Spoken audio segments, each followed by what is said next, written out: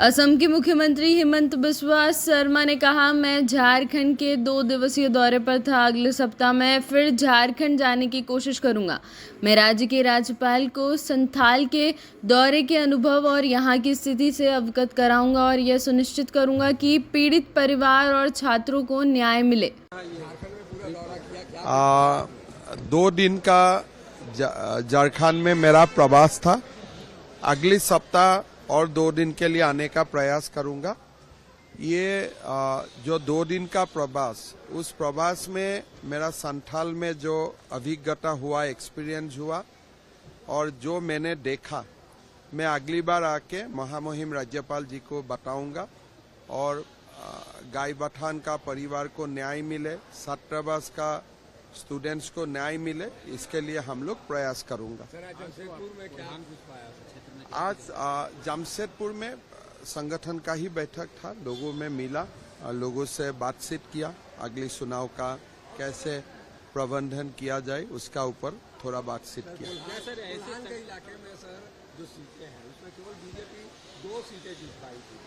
आप लोग देखिए, बीजेपी 51 सीट जीते थे लोकसभा में, 2 सीट हमें और बढ़ाना है। तो मेरा विश्वास है झारखंड का लोग हमें भरपूर आशीर्वाद देगा, नया सरकार बीजेपी का ही बनेगा। सर, लोकसभा चुनाव से पहले प्रत्याशियों के नामों की घोषणा कर दी गई थी, क्या ये ट्रेंड इस बार भी रहेगा विधानसभा में? हाँ, हमारे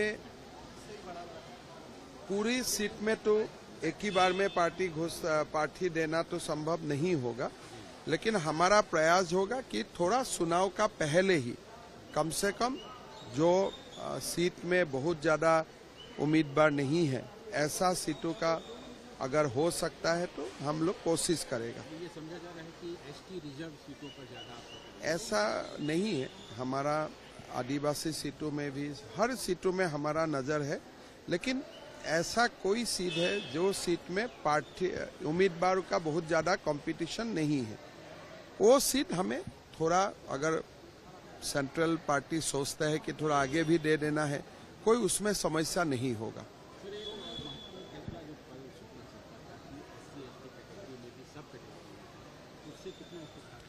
देखिए, ओबीसी का सब कैटेगराइजेशन कोई प्रदेशों में है, कर्नाटक में है, कोई सारे प्रदेशों में है। एसटी एससी सब कैटेगराइजेशन का इम्पैक्ट क्या होगा, थोड़ा स्टडी करना पड़ेगा और मुझको लगता है कि कम्युनिटी से ही रिएक्शन आना ठीक है। हमें इसमें रिएक्शन ज्यादा देने का मैं नहीं उचित नहीं समझता हूं। मेरा लगता है कि इसका ऊपर कमेंट एसटी एससी समुदाय से ही आने से ठीक है। देखिए, नीट का जो गड़बड़ी हुआ उसमें पहले से ही हम लोग बोल रहा था कि पूरा भारत में नहीं हुआ है, 2 एक स्टेट में हुआ है, पॉकेट्स में हुआ है। तो अभी फाइनली सुप्रीम कोर्ट में भी बोला कि ये झारखंड और बिहार का कुछ पॉकेट्स में हुए हैं। मतलब झारखंड का पॉकेट्स मतलब हजारीबाग का, आप लोग जानते हैं, मैं दोबारा दोहराना नहीं चाहता हूं। अभी हमें इतना ही करना है कि आगे परीक्षा और स्ट्रिक्ट हो, स्टूडेंट्स का विश्वास, कॉन्फिडेंस रहना बहुत जरूरी है।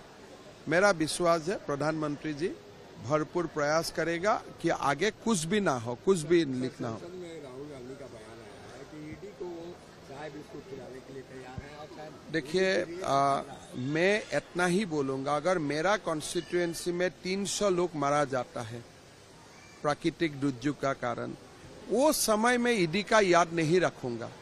लेकिन आप राहुल गांधी का विडंबना देखिए, उनका कॉन्स्टिट्यूएंसी में 300 लोग मारा गया है, दुखद मृत्यु हुआ है वायनाड में, जो उनका कॉन्स्टिट्यूएंसी था, और 300 लोगों का निधन हुआ है।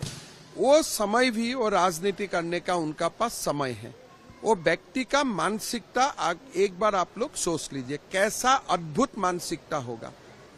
जैसे असम में बाढ़ था, वो समय हम बाकी सब बातें भूल गया था।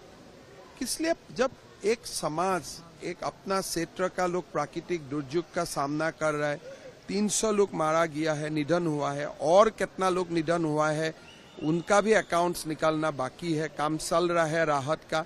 ये व्यक्ति पॉलिटिकल ट्वीट्स कर रहे हैं, तो उसका मानसिकता आप लोग खुद समझ लीजिए।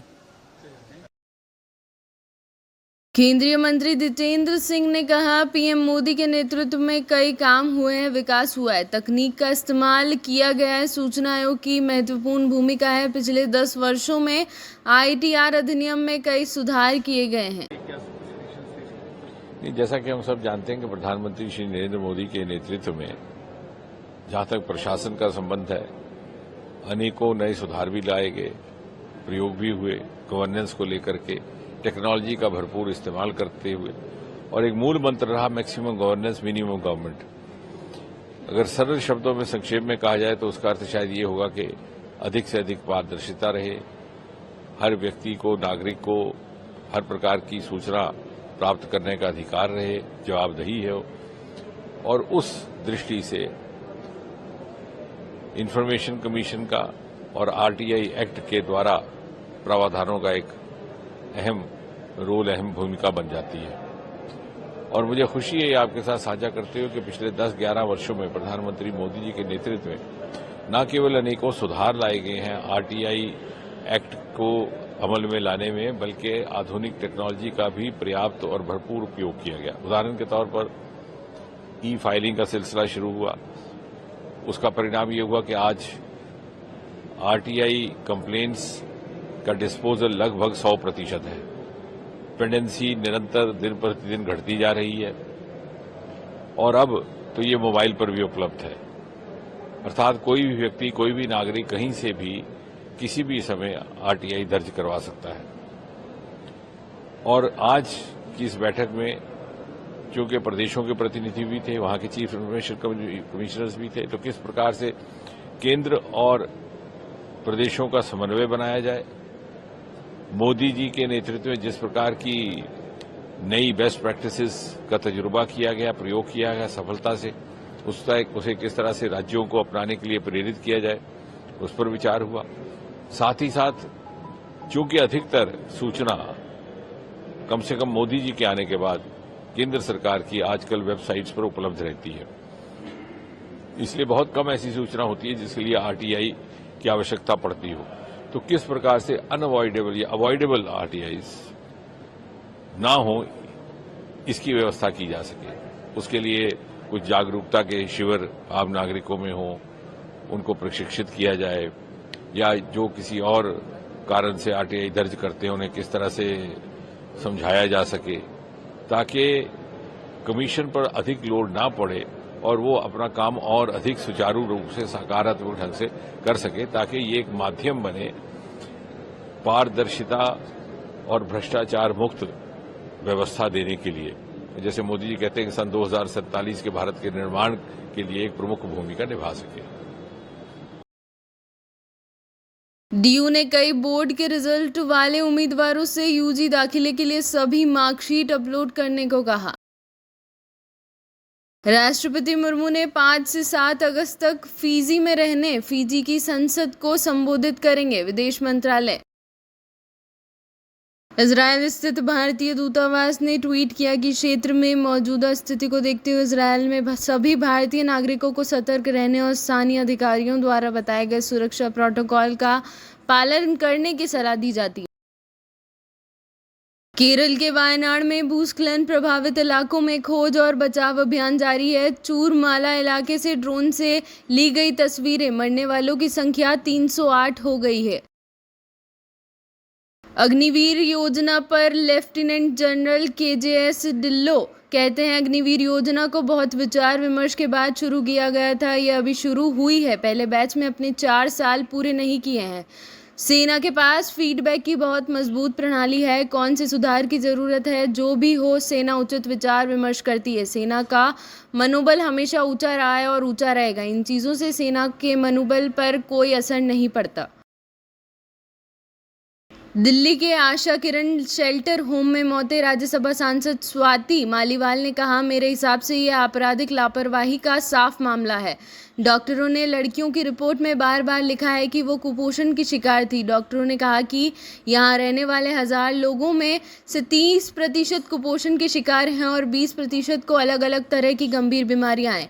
एक छोटे से कमरे में 46 महिलाओं को रखा गया है जहां कोई बिस्तर नहीं है। किसकी लापरवाही की वजह से हो रहा है? अंदर इतनी गर्मी है कि वहां खड़ा होना भी मुश्किल है। यहाँ 200 से 300 महिलाएं हैं लेकिन उनके लिए एक भी ऐसी नहीं लगाया गया। यहाँ भीड़ भाड़, कुपोषण, गर्मी और डिहाइड्रेशन की वजह से लोगों की मौत हो गई। मंत्री जी अभी तक यहाँ नहीं आए तो क्या वे अपने एयर कंडीशन वाले कमरे में बैठे रहेंगे और लोग यहाँ मरते रहेंगे? मैं एक रिपोर्ट तैयार कर रही हूँ और इस मुद्दे को सदन में उठाऊंगी।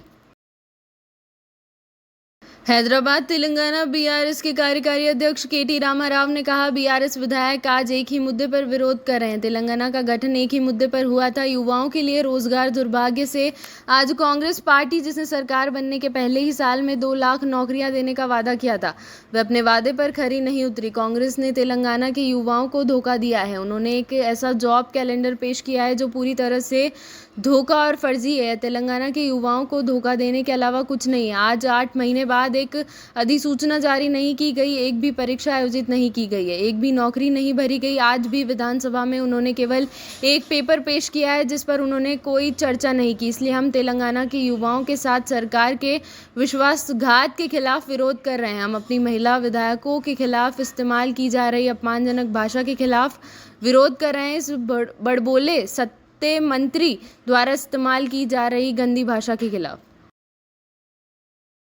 प्रशिक्षु आईएएस पूजा खेडकर की मां मनोरमा खेडकर को पुणे अतिरिक्त सत्र न्यायालय में जमानत दे दी। उन्हें पिछले महीने पुणे ग्रामीण पुलिस ने पोड़ पुलिस स्टेशन में एक स्थानीय किसान को धमकाने के मामले में गिरफ्तार किया था। इस घटना का एक वीडियो भी वायरल हुआ था। अधिवक्ता सुधीर शाह, बचाव पक्ष के वकील जयराम रमेश ने वायनाड भूस्खलन पर अमित शाह के पूर्व चेतावनी दावों के लिए उनके खिलाफ राज्यसभा में विशेषाधिकार हनन प्रस्ताव का नोटिस दिया।